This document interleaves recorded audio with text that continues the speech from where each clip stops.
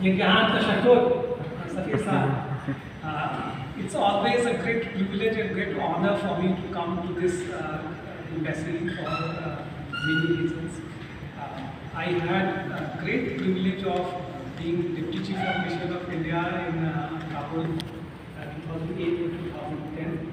And since then, as you very rightly mentioned, the relationship between India and Afghanistan is beyond words, beyond diplomatics. It's a very, very special feeling among us. And as you have referred to, the same sentiment I have for the people of Afghanistan. With 2 years, kind of love and affection and warmth, generous hospitality, and also similarly unexpectedly warm and absolutely cooperative and helpful from every strata of our society that I experience, my colleagues experience. And therefore, it's always a very special feeling to get an invitation to come to Afghanistan and UNSC. And I'm truly delighted. And also, I'm very happy to come to this particular event because when I was posted in Tanzania and I got posted to Afghanistan, I was really looking for some book to learn Pashto. And I really did not find, I found on online research some books which are basically meant for teaching Americans and British spies and other diplomats to learn Pashto. I said, look, this is not done, this is not okay for an Indian to learn Pashto in a manner which is taught to a British or an American. These are disgrace, and that's why it's a 12 years late. But I must thank Purmaji and to Professor Kheri Saab and Mr. Saab for bringing out this publication, and finally I am able to learn Pashto. And I'm saying it with sincerity because between I having lived there, I know the worth, the value of culture in our relationship. On the political, on the strategic, on the diplomatic front, everybody knows the depth of our relationship. On the development partnerships which we are having now, we have development projects worth about $3 billion, and also we have projects in every province, 34 provinces of Afghanistan, like community development projects, about 550 projects covering all 34 provinces of Afghanistan. So we, as development partner, we are very uniquely privileged because India is probably the only country which has that kind of warmth and very, very close affinity with people of the entire Afghanistan. All ethnicities, all linguistic and religious group sects and subsects, to be feel for the entire Afghanistan and all the people of Afghanistan. And culture has a very, very significant role. I have to say that Dari, I couldn't learn Pashto, therefore I have to make do with the Dari. So in Dari there is a very beautiful saying, Dil Badil Ra.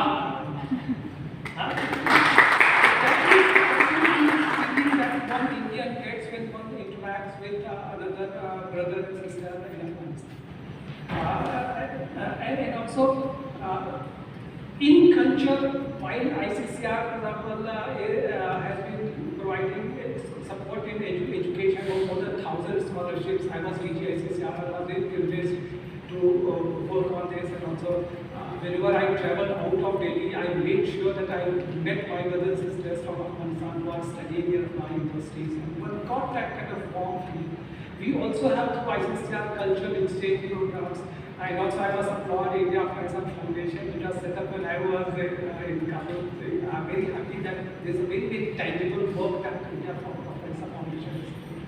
So in culture, we are focusing on many aspects, but I think one area which has been not adequately focused is the intangible aspect of our relationship, which I feel is even more strong and more valuable, more profound than the tangible manifestations of dance and music.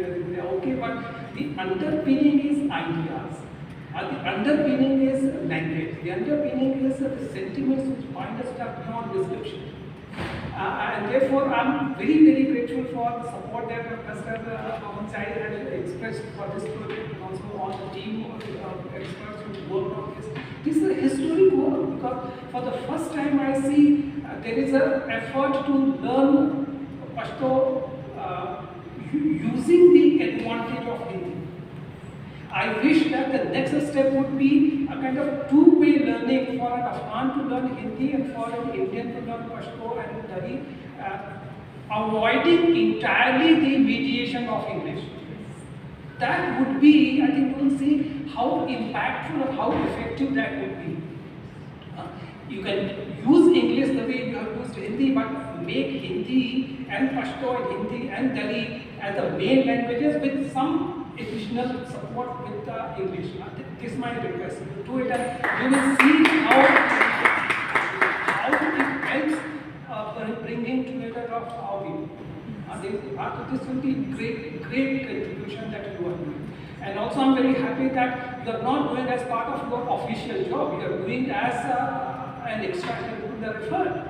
This is the spirit that binds India. And that is the future of India. We need volunteers who commit themselves passionately to bringing our people together and promoting mutual understanding between our two countries. This is a great example that you and your young colleague Yashaswiji has shown to us, and Professor Khairi Saab's leadership practice. About language, I must say language is important because it's not just a physical, mechanical medium. It's not like optical fiber cable where you transmit everything and it goes. Language has a more profound organic responsibility. Particularly in India, language is not just the medium. Language itself is the fountain of the philosophy and world. In Sanskrit, there is a saying which says that body is like a chariot. Rath. The soul is the owner of someone who is riding as a master of the chariot.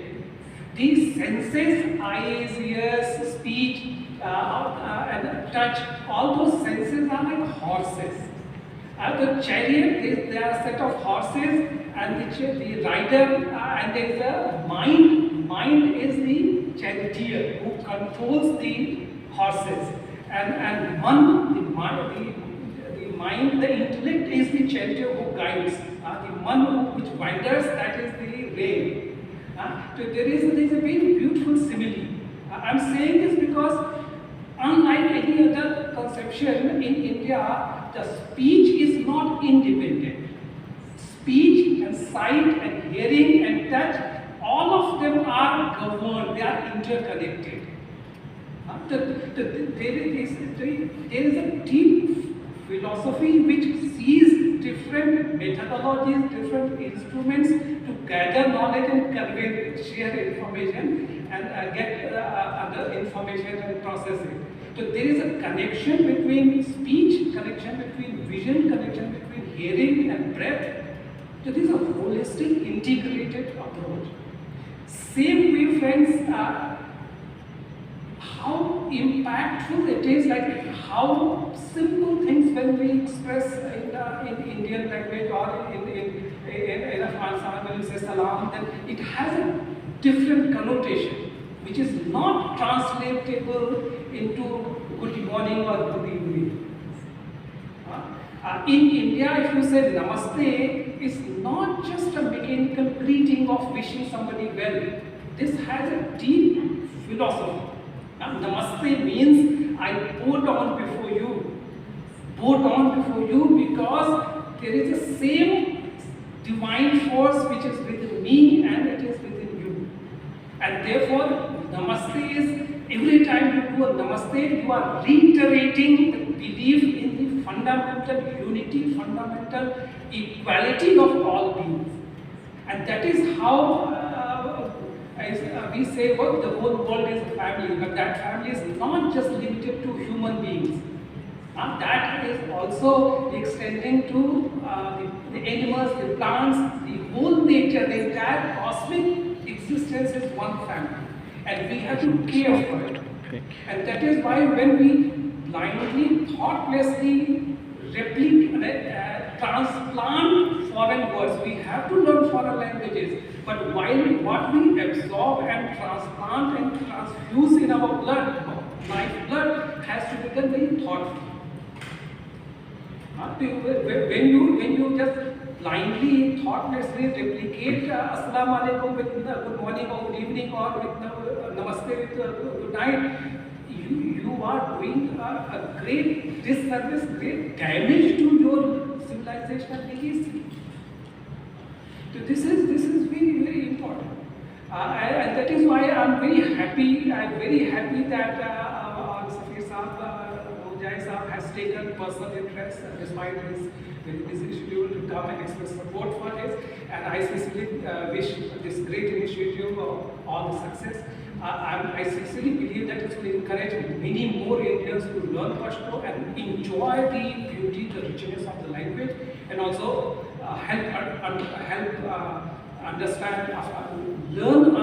understand Afghanistan much better. And I sincerely, as I said, I believe that you will do the next follow-up steps and learning Pashto. It's a two-way learning, make one single book which has a two-way learning between the Hindi and Pashto and Hindi and Dari. And also one area I think again is a it can be very easy but also very enriching for all of us to benefit from the immense treasure of Jarbul Masal which Afghanistan has. You have to experience to believe the richness of the wealth of Jarbul Masal in Pashto and Dari both. So this is let me end with Jarbul Masal and Dari. Unfortunately, I don't know Pashto yet. In Afghanistan, there is a saying, "Aj dost yak ishara, ajman basar dabidan."